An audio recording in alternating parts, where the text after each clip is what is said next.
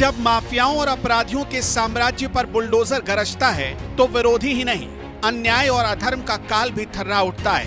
ये कहानी सिर्फ आंकड़ों की नहीं, ये कहानी एक कालखंड को ध्वस्त कर एक नए युग के शंखनाद की।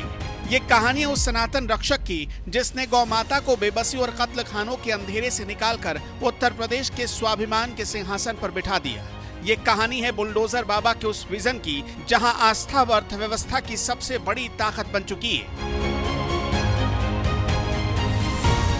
याद कीजिए वो दौर, वो अखिलेश सरकार का दौर जब उत्तर प्रदेश की धरती गौ माता के खून से रंगी जा रही थी, जब माफियाओं की सल्तनत थी और उनकी सरपरस्ती में गोकशी के अवैध कारोबार फल फूल रहे थे, गोचर भूमियों पर कब्जे होते थे और सनातन की आस्था सिसक रही थी।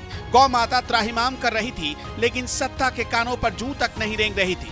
वो एक ऐसा अंधकार युग था जहां वोट बैंक की सियासत के लिए गौ माता की बलि चढ़ाई जाती थी।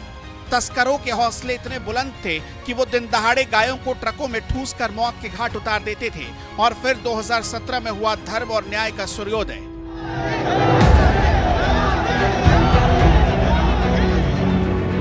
उत्तर प्रदेश की सत्ता पर काबिज हुए वो योगी जिनकी दहाड़ से विरोधियों के सिंहासन हिल जाते हैं। गोरखपीठ के महंत मुख्यमंत्री योगी आदित्यनाथ के एक आदेश पर माफियाओं के अवैध साम्राज्य पर जब बुलडोजर गरजा तो सबसे पहले ताले लगे उन कत्लखानों पर जहां रोज हजारों बेजुबान गौ माताओं का कत्ल होता था। ये सिर्फ एक्शन नहीं, ये पाप का शुद्धिकरण था। ये योगी का पहला प्रहार था। आंकड़े देखिए, ये सिर्फ आंकड़े नहीं, ये योगी के प्रहार के सबूत हैं। अखिलेश सरकार में 100 गो आश्रय स्थल थे, लेकिन जब योगी सरकार आई तो आज ये संख्या बढ़कर 7,717 पहुंच गई है।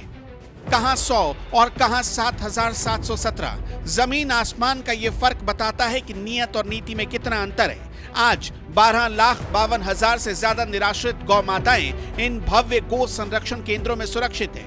योगी सरकार इनके भरण पोषण पर रोज 7.5 करोड़ रुपए खर्च कर रही है, लेकिन बुलडोजर बाबा का विजन सिर्फ ध्वंस का नहीं, नवनिर्माण का भी है। सीएम योगी ने गौ माता को सिर्फ बचाया ही नहीं, उन्हें उत्तर प्रदेश के स्वाभिमान और अर्थव्यवस्था का ध्वजवाहक बना दिया। फिलहाल रोज उत्तर प्रदेश में 5,500 टन गोबर का उत्पादन हो रहा है। रोजाना करीब 390 लाख मीट्रिक टन दूध का उत्पादन हो रहा है। 8 सालों में 2,575 नए पशु सेवा केंद्र खोल दिए गए। 520 मोबाइल वेटनरी यूनिट्स आज किसी एम्बुलेंस की तरह पशुपालकों के दरवाजे पर खड़ी है। 32 लाख से ज्यादा पशुओं का इलाज उनके घर पर किया गया है।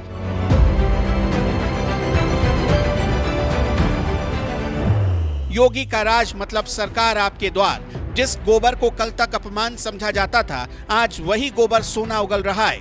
इससे सीएनजी बन रही है, पेंट बन रहा है, जैविक खाद बन रही है। यह है योगी का अर्थशास्त्र। आज पशुपालन क्षेत्र 1,67,000 करोड़ रुपए के साथ प्रदेश की अर्थव्यवस्था का मजबूत स्तंभ बन चुका है। आत्मनिर्भरता की इससे बड़ी मिसाल क्या होगी और सुरक्षा क्या होगा? योगी राज का मतलब हर प्राणी को सुरक्षा कवच देना है। यूपी सरकार ने गोधन की रक्षा की और लंपी पर विजय हासिल पाया। यूपी में गोधन के बीच 1,52,00,000 टीकाकरण का महाअभियान चलाया गया। जब लंपी जैसी महामारी ने दस्तक दी तो योगी की सेना ने युद्ध स्तर पर काम करते हुए 1,52,00,000 टीके लगाकर उन्हें घुटनों पर ला दिया। ये है योगी की कार्यशैली, चुनौतियों को अवसर में बदलना और हर संकट को पराजित कर देना। तो तस्वीर साफ है, एक तरफ थी माफियाओं को संरक्षण देने वाली, गौ माता का अपमान करने वाली अखिलेश की सरकार और दूसरी तरफ है सनातन रक्षक बुलडोजर बाबा योगी आदित्यनाथ की सरकार, जिसने गौ माता को आस्था का शिखर भी बनाया और अर्थव्यवस्था का आधार भी। ये नए गरजते, दहाड़ते और आगे बढ़ते उत्तर प्रदेश के हुंकार है, जहां आस्था भी सुरक्षित है और अर्थव्यवस्था भी।